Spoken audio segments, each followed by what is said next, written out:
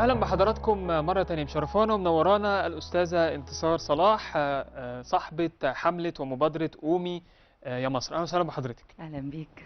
مبادره او حمله زي اللي حضرتك عاملاها دي، يعني في ظل الظروف اللي احنا فيها، هو ده اللي احنا محتاجينه، اننا نشجع منتج بلدنا تمام. ونحافظ عليه ونخليه يقدر ينافس. فلما نوصل للمرحله دي اعتقد ان حتى سعر الدولار نفسه هيستقر والاقتصاد يا نفسه ريت طبعا، يستقر. دي مرحله ان شاء الله هنوصل لها في يوم من الايام باذن طيب، الله. بنقول لك بدايه كده، انت من اجدع الناس. الله احنا يخليك. عاملين فقره في برنامجنا اسمها اجدع ناس، وحضرتك تمام. تستحقي يعني بناء على الحمله والمبادره الجميله ده دي. شرف ليا طبعا اكيد.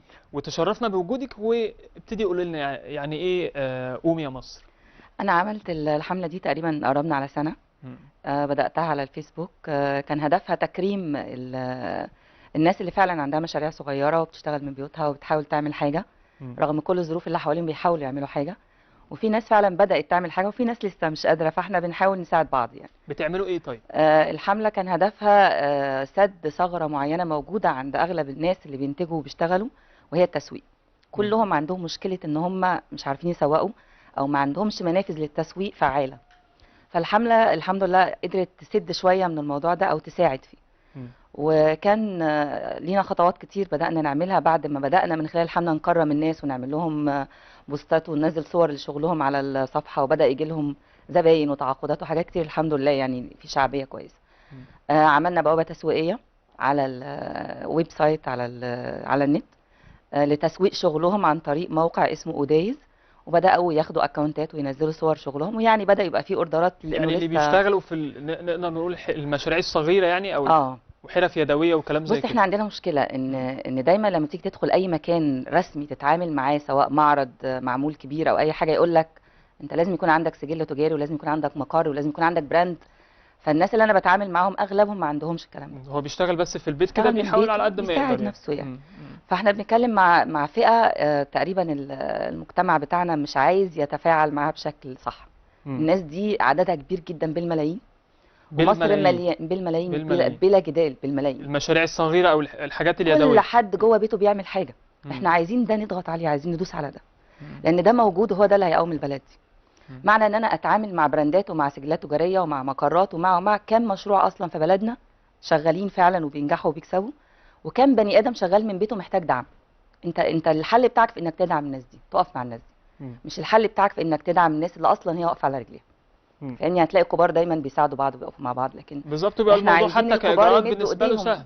يعني الناس اللي مسؤوله عن المشاريع الصغيره والناس اللي مسؤوله الكلام ده، انتوا فين؟ احنا موجودين وبالملايين مش بالالاف. احنا انا لوحدي عندي عدد كبير جدا. طيب قولي لي مشاريع زي ايه عشان الصوره تقرب للناس، يعني بيعملوا ايه مثلا؟ كل حاجه شغل. انا ماسكه الخط بتاع الهاند ميد، الشغل اليدوي.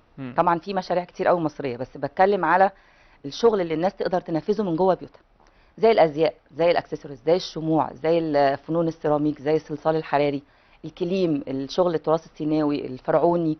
عندك حاجات كتير قوي يعني. انا بس مش وارد كله. عندك الكروشيه، يعني في منتجات تعمل كروشيه والحاجات دي حلوه جدا. ومصر اساسا بتصدر السجاد، يعني لو احنا دعمنا في الاتجاه ده، احنا اسواقنا بقى، احنا كمصريين احنا فين من ده؟ يعني احنا الاسواق بتاعتنا بنستورد، ودلوقتي مع الدولار بطلنا نستورد، ومع ذلك برضو ما فيش دعم للمنتج المصري. فاحنا هدفنا من خلال حملتنا دي ان احنا بنقول ان احنا عندنا منتجات مصريه عايزه دعم، ودعم من الكبار ودعم من الدوله ودعم من الناس المسؤوله اللي هم فعلا محتاجين يمدوا ايديهم لينا. ده الاساس. فلكن احنا كلنا كصغيرين شغالين مع بعض، لا احنا في ثغره عندنا. ومن خلال اي برنامج انا بطلع فيه، من غير برنامج حضرتك بقول لا احنا محتاجين دعم الدوله ودعم المسؤولين ودعم الرجال الاعمال اللي في الدوله. حضرتك عامله سلوجان كده، مشروعنا هو الصين المصريه. صح؟ يعني طبعا في ناس بتهاجم كلمه الصين دي عشان يعني كده يا ريت بس نبقى نص الصين. بس مش هقول لك اكتر من كده. احنا اوكي، ناس منتجين وناس مبدعين وناس تمام بس بلد زي الصين دي، انتوا شايفين الانتاج عامل فيها ازاي؟ دي مكتسحه العالم. احنا بس عايزين نبقى نصها، نكتسح نص العالم، مش عايزين العالم كله. ففكره ان انا بقول الصين المصريه، ان انا عايزه بلدي تبقى الانتاج عندها اول حاجه. ان انا الصين دي في كل منطقه سكنيه بتبقى ماسكه منتج واحد شغال عليه. يعني هو نظامهم كده، يعني بيمسك قريه، انتوا شغالين مثلا على البنطلون الديزاين ده، انتوا شغالين على صناعه الدبوس، انتوا فاهمني. فاحنا عايزين نوصل لمرحله ان احنا نخصص الانتاج عندنا بشكل عملي واحترافي. احنا ما وصلناش للمرحله دي لسه، ان يبقى في اماكن لا كل واحد شغال لوحده. كل واحد شغال لوحده وكل واحد بيساعد نفسه بنفسه. عشان كده مش قادرين نعمل حاجه. لكن لو تكاتفنا وايدينا بقت في ايدين بعض ووقفنا مع بعض هنساعد بعض. طيب والكبير يساعد الصغير، مش الصغير يقعد لوحده شغال لوحده مش هيوصل لحاجه. طيب قولي لي، في يعني المنتجات المصريه دي بتلقى رواجا، يعني الناس بيتفاعلوا معاها في منتجات طبعا كتير بتلقى رواجا، وفي منتجات عندها مشكله في الخامات. مم. ان الخامات طبعا بتبقى عشان تطلع منتج كويس بتضطر تتعامل مع خامات مستورده. فدايما بنقول احنا محتاجين تصنيع خامات عاليه الجوده جوه بلدنا. يعني مش بقول عايزين وصلنا لده نستورد، ولا لسه؟ ما حصلش. الخامات اللي موجوده يا دوب هو القماش هو الحاجه الحلوه اللي تقدر تدخلها في شغلك. لكن عشان تجيب دبوس بتجيبه مستورد، عشان تجيب حلقه صغيره مستورده، طب معانا صور اهي. سوسته مستورده. ده معرض ولا؟ لا، ده نظام المعرض اللي احنا ان شاء الله هنعمله. اللي هتعملوه؟ اللي هنعمله يوم 20 يناير احنا عاملينه في فكره الجاليري، اسمه حرة في مصر. لو حضرتك كنت حضرت قبل كده اوبن داي او من المعرض اللي بتتعمل عموما في النوادي وكده، فكرتها دايما ترابيزه ومفرش وعليه مجموعه من المنتجات وصاحبه الشغل قاعده قدامك، فممكن تشتري او ما تشتريش. فالفكره دي انا شايفه ان هي ادمت قوي وبقت مستهلكه، وبقى فعلا الناس بتنزل ما بتعرفش تجيب ثمن الرسوم اللي اتدفعت في الاشتراك في المعرض. فانا طلعت فكره جديده ان احنا لا هنعمل جاليري متنقل. انا بشغلكم ده هلف مصر كلها وممكن اطلع بيه كمان بره مصر. حلو جدا. ده جزء من الشغل؟ ده شغل بقى الناس دي شنط هاند ميد ده كروشيه. كروشيه مع جلد. دي بتبقى تكلفتها تقريبا قد ايه هو رينج الشنط الناس برضو يبقوا في صوره كده؟ طبعا هو رينجها الهاند ميد معروف ان هو سعره بيبقى عالي شويه، مش زي الشغل يعني بيبدا من 150 لغايه 400. رينج 150 ل 400. الكروشيه دي اصغر شويه، دي للتابلت او حاجات صغيره يعني. فدي برضو ارخص شويه. فبالنسبه للاسعار طبعا عندك جلود، شنط جلود معمول رسم على بس جلود. كده هتقع في مشكله ان ممكن الحاجه نفسها زي ما حضرتك تقولي كده تبقى اغلى من المنتج الصيني، هي دي فيبقى هو اللي بتاعت الخامات اللي انا بتكلم عليها. طب حضرتك نتكلم في مشكله الجلود مثلا. لو رحت تشتري جلود من اي مطبغه او اي مكان بيبيع جلود، هتلاقي الجلود اللي عاليه الجوده مركونه على جنب عشان تتصدر. انت بقى كحد بيصنع جوه مصر تقعد تجيب قطعه في قطعه في قطعه عشان تلاقي دي فيها بقعه، دي فيها مش عارفه ايه، وتقعد انت عشان تطلع منتج كويس بتلاقي تالف عندك كتير قوي.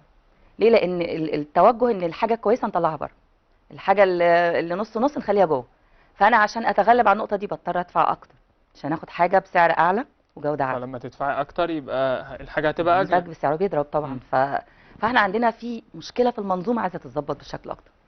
واحنا كصغيرين كناس صغيره مش هنعرف نظبط ده عايز تنظيم من الناس. انتوا كبار بفكركم والله، يعني ربنا يوفقكم والله. الحمد لله. كبار بفكركم وبانكم بتشتغلوا يعني في وسط الظروف بتقولوا بس هنقدر. بس للاسف هو اللي عايز يشتغل بيحارب عشان يشتغل. يعني انا عاجبني كمان اللي انتوا يعني قومي يا مصر، دي حاجه حلوه قوي. قومي يا مصر، يا رب تقوم واحنا معاها وكلنا نسندها باذن الله واللي جاي يكون احسن. طيب هل جربتوا في مره تتواصلوا مع حد من المسؤولين، يعني تتقدموا بشيء لوزاره الصناعه، حد والله انا يعني انا عن نفسي يعني اتواصلت مع ناس مسؤولين كتير جدا وفي مناصب كويسه قوي، بس للاسف ما بوصلش لحاجه في الاخر. بس مش هقدر اقول اكتر من كده. لكن الناس اللي انا وصلت لهم يمكن في الوزارات، فانا مش شايفه ان في تفاعل او تعاون فعلي، هو كلام. انت حضرتك تقعد مع المسؤول كده وجها لوجه تتكلم معاه، تمام انت كلامك زي الفل حلو قوي، مجرد ما بتخرج خلاص انت مش موجود. وده اللي انا وصلت له مع كذا شخصيه مش مع حد واحد. ويعني ما شاء الله ناس يعني دورهم ان هم يساعدونا، للاسف ما حدش بيقوم بدوره. ما فيش التفاعل يعني بالشكل الكافي ان احنا للاسف. يعني بلاقي ان الكبار ما شاء الله، يعني اللي انا ملاحظاه طبعا من احتكاكي، يعني هم بيساعدوا بعض قوي وتلاقي في دعم بينهم وبين بعض قوي.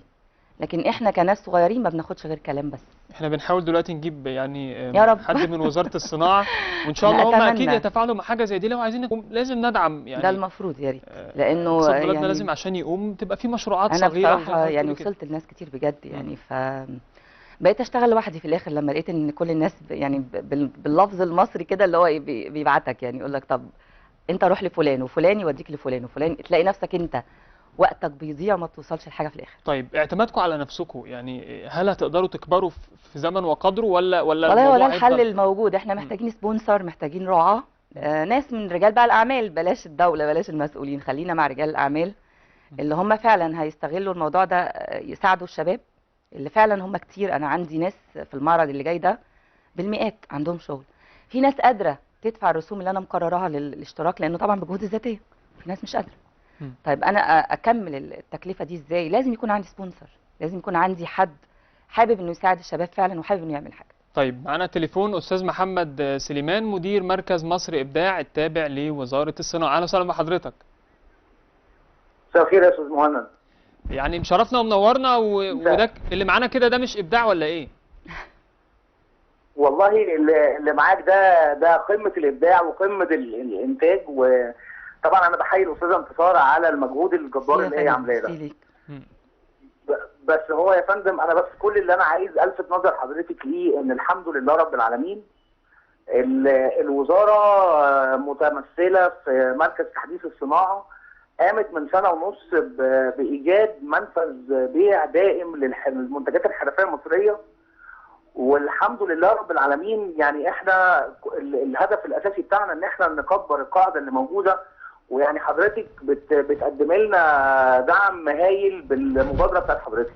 تمام يا فندم. خلينا نقول ان هو ممكن ساعات لما ببقى ما بتجهش للمكان المظبوط المفروض ان انا اتوجه ليه، ساعات بيحصل ان انا ما بوصلش للمكان اللي انا عايزه. طيب هي تقدر تتوجه لحضرتك يا استاذ محمد؟ تقدر تتوجه لحضرتك ونساعد؟ تقدر استاذه انتصار تتوجه لحضرتك ونساعد ان شاء الله وان الموضوع يكبر؟ هو انا تواصلت مع حد من المركز تحديث الصناعه فعلا، ورحت اتحاد الصناعات. اتحاد الصناعات تقريبا. الاساس هو انه كل الناس دي عشان تشتغل لازم يكون عندها سجل تجاري. عشان تعرض شغلها في الكريتيف ايجيبت لازم يكون سجل تجاري. طب نسمع رد وانا بتكلم في فكره ان الناس دي اغلبها شغاله من بيوتها، ما عندهاش امكانيه يكون عندها مقر، ما عندهاش امكانيه انها يكون عندها سجل تجاري. طيب استاذ محمد. ايوه يا فندم. اتفضل. ممكن نساعد الناس دول ازاي، خاصه ان هم يعني بيبقوا في الغالب الموضوع بشكل ابسط يعني من انه يبقى عنده سجل تجاري او كذا، هو عايز يشتغل ويطور من نفسه ويطور من بلده. نوضح الامور. اتفضل. النهارده انا عندي نوعين من العارضين، يا اما حد عنده ورق وعنده سجل تجاري وبطاقه ضريبيه، تمام، يا اما حد تابع لجهه كان جي او كجمعيه خيريه كجمعيه تنميه مجتمع، اللي هي انا في الاساس لازم اوجه كل المجهودات بتاعتي ان هي تبقى تحت مظله العمل المتكامل بتاع الدوله. انا ما ينفعش ان انا يبقى في اقتصاد موازي للاقتصاد بتاعي، والناس دي هدفها نبيل في ان هي تشتغل وتنتج علشان تعرض منتجات. تمام. فالنهارده لو تعذر ان انا الشخص اللي بيشتغل ده لضيق ذات اليد او للبروسيسز الكتيره اللي ممكن بيتعرض لها علشان يطلع سجل تجاري وبطاقه ضريبيه، تخوفه من ان هو يبقى عنده ورق رسمي وان هو يبقى عنده التزام بتامينات او التزام بضرائب، انا مش هقدر ان انا اساعده وهو بيدور على ان هو يشتغل بره المنظومه المحترمه بتاعتنا. لكن انا ممكن اوجد له، وهو اكيد في الاماكن بالعدد الضخم ده في جمعيات كتيره متواجده في الاماكن دي وبتشتغل، وانا من اكبر العارضين عندي جمعيات، لان بيبقى تحت مظلتها الاف البشر. تمام. فهي حكايه السجل التجاري والبطاقه الضريبيه لو انا هشتغل لوحدي ويبقى عندي الانتيتي بتاعتي، هاويفر القوانين كلها بقت في صالح المنتج دلوقتي، وبقى في تذليل للعقبات علشان استخراج التراخيص. على العموم احنا في الاخر في المجموعه المحترمه اللي بتشتغل لاختيار العارضين عندنا لتقييم منتجاتهم او وضعهم في برنامج تطويري علشان يحسنوا من المنتج، موجودين في الدور الثاني في مركز تحديث الصناعه. ممكن بمنتهى السهوله يتواصلوا مع الاستاذ ماجد صبري، هو اللي موجود هناك اللي بيستقبل الكلام ده هو والتيم بتاعه، او الاستاذ الامير محسن. اي حد فيهم هيقدر يوجه الناس دي بشكل مظبوط علشان يبقى منتجه ويوصل للنافذه اللي يعني الحمد لله بالمجهودات بتاعه الدوله متمثله في الوزاره وفي المركز بقت موجوده على الارض وبقى لها اكتر من سنه ونص شغاله. هو انا دلوقتي يعني بدات في اجراءات ان انا انظم جمعيه زي ما هو قال كده. بنشكرك يا استاذ محمد، بنشكر استاذ محمد سليم. شكرا لحضرتك يا فندم، ميرسي جدا. انا بدات فعلا في اجراءات تنظيم جمعيه عشان اعمل مظله فعلا. هو معاه حق في دي فعلا، لان لازم الاقتصاد يبقى يعني انا لما الدوله لقيت الدنيا لازم يكون في مظله، ففعلا ده الاجراء اللي انا ماشيه فيه دلوقتي. تنظيم جمعيه وهم يبقوا اعضاء فيها، ونبدا نتفاعل او نتعامل مع المعارض ومع المراكز ومع كريتيف ايجيبت. بالظبط. وهو الراجل يعني مشكورا طبعا بيقول طبعا. تقدروا تتواصلوا يعني مع المسؤولين اللي ذكرهم، وان شاء الله يتم التواصل وتقدروا توصلوا يعني اللي انتم بتعملوه، لانكم في الاخر هدفكم ان الناس نفسها تستفيد والبلد نفسها تستفيد واقتصادها يقوم بشغل اولاد. باذن الله باذن الله. تقريبا انتوا كام شخص؟ هو انا الحمله بتاعتي ضم حوالي 2000 شخص. حلو في خلال سنه جمعنا يعني الناس اللي عرضت معانا والناس اللي فعلا معانا في جروبات على الواتساب وجروبات على الفيس حوالي 2000. منظمين معرض ان شاء الله يوم 20 يناير اسمه حيرة في مصر. المعرض ده في بيت اثري في الحسين. حلو. فكره المعرض جاليري زي ما حضرتك عرضت الصوره من شويه، انه يجيب المنتجات بتاعت الناس تتعرض بشكل عملي اكتر واحترافي اكتر، ان حتى العميل اللي داخل يتفرج ويشوف يعرف يشتري بمنتهى الحريه. وبس بنحاول نعمل حاجه كويسه وحاجه شباب جديدة. اكتر ولا في ناس كبيره برضو؟ لا اكترهم في ناس كبيره، في ناس يعني في ما شاء الله الحاجه زينب عندها فوق 60 سنه معانا. في مجموعه كبيره من الناس اعمارهم فوق ال40، في فوق ال30، متنوعين في كل شغلهم. من خلال المعرض كمان عاملين حاجه ورش تدريبيه اسمها ورشه اليوم الواحد، او كل يوم ورشه. كل يوم ورشه بنقدم تدريب باسعار مخفضه معقوله، في نفس اليوم يتعلم يعمل مثلا يقفل شنطه جلد بشكل يدوي في خلال اليوم، ياخدها وهو ماشي او محفظه. طيب احنا برضو سألنا الناس على صفحة النهار نور على فيسبوك، يعني بما اننا بنتكلم عن المنتج المصري وانتوا هتعملوا جاليري وناس كتير يعني بتحاول تشتغل عشان تطور من المنتج المصري، نشوف الناس يعني هيقبلوه ولا هيروحوا لمنتجات تانية. هل تثق في المنتج المصري ام الصيني؟ دينا الهواري بتقول انا اثق في المصري لان ليا مشروع هاند ميد وبشتغل في شركة منتجة لمنتج مصري. جميل. طب كويس. نور الله المختار بتقول المصري. منال شرف الدين بتقول المنتج المصري طبعا، وانا بعمل تحف مصرية مصر يكسب واملي كبير اني اصدرها للصين. طب كويس والله العظيم يا منال، يعني ربنا يوفقك. دنيا محمد بتقول مع المنتج المصري. في تاني نور ثروت بتقول لو بنقارن بين المصري والصيني يبقى المصري. الفردوس الاعلى بتقول المصري. محمد عبد الغفار بيقول ولا ده ولا ده. نورهان بتقول المصري اكيد. محمد عزمي اكيد المصري. محمد فتحي المصري طبعا. بسيوني عبد اللطيف المصري طبعا. محمد شحاته المصري. بس شدي حيلك يا بلد، الانتاج محتاج همه وتضحيه. يعني الناس كلها تقريبا بيقولوا الحمد لله واثقين في منتجنا دي اهم خطوه، دي اهم خطوه احنا عايزينها. يعني نحاول نقلل بقى الناس اللي هي بتقدر تشتري براندات وتركي وكمان. طيب نسمع برضو كلام الناس كده. نشوف لما سأل الناس في الشارع هل تثق في المنتج المصري أكثر ولا المنتجات الأخرى. تعالوا نشوف الناس قالوا إيه. تمام.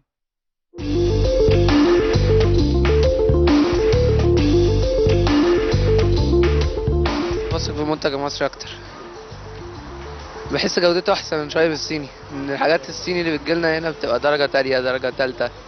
المصري بحس ان المصريين بييجوا يعملوا حاجه بيعملوها كويسه. بثق اي حاجه بره يعني الصين عامه. هو عامه مش كل الحاجات، بس لما بنشوفه يعني التكفيل المصري، يعني لما بنروح المحلات يقول ده تكفيل مصري نعرف ان هو فيه عيوب مثلا مش متجمعه كويس يعني. اخر مره بسال على لابتوب مثلا نجيبه فقال لي ده تجميع استيراد وده مصري، فصاحب المحل رشح لي الاستيراد اللي هو تجميع صيني يعني، فقال لي ده مميزاته ان هو بيبقى فيه كل الحاجات ما فيش حاجه متشالت منه، لكن التجميع المصري بيشيلوا منه حاجات فبيبقى فيه غش شويه. الصيني اكتر.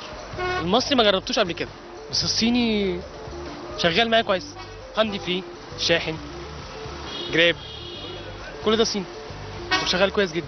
لا المصري طبعا لا يعلى عليه، يعني الاجهزه بتاع الصيني والحاجات ديت المصريه طبعا، كل حاجه مصريه حلوه.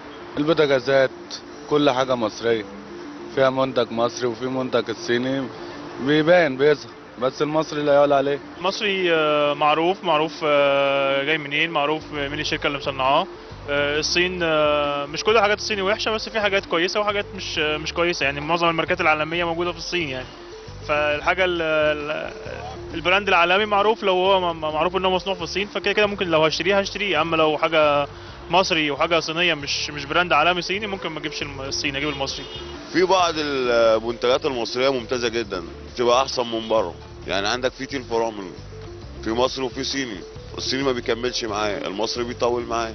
انا بثق في المنتج المصري اكتر، بيبقى احسن وبيبقى اوفر يعني لما اجي اشتري حاجه من محل بقارن بين الصيني والمصري، بلاقي مثلا المصري قماشته احسن كده، ده يعني احسن من الصيني، زي البناطيل، زي التيشيرتات، زي الكوتشيات كده.